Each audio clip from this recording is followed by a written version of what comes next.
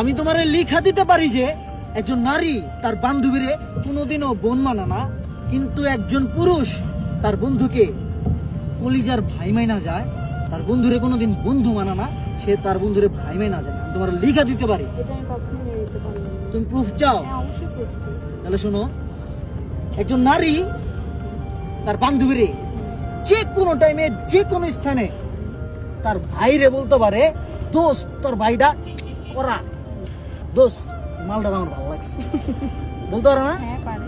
পৃথিবীতে এমন কোন নারী নাই যে তার বান্ধবীরে এই কথা বলতে পারবো না, দোস্ত তোর ভাইটার আমার লাগবো, একটুখানি করে দে না। আছে? না। তুমি তোমার বান্ধবীরে বলতে পারবা না? হ্যাঁ, পারবো। কিন্তু একজন পুরুষ যখন তার বন্ধুরে বন্ধু না মানে ভাই মানে না, ওই পুরুষটা কোনোদিনও আর বন্ধুরে কইতে পারে না, দোস্ত তোর বোনটারে ভালো লাগছে, দোস্ত তোর বোনটা করা, দোস্ত তোর বোনের নাম্বারটা দে। আমি তোমার লিখা প্রমাণিত করে দিতে পারি যে নারীর বন্ধুত্ব আর পুরুষের বন্ধুত্ব কোনোদিনও এক না।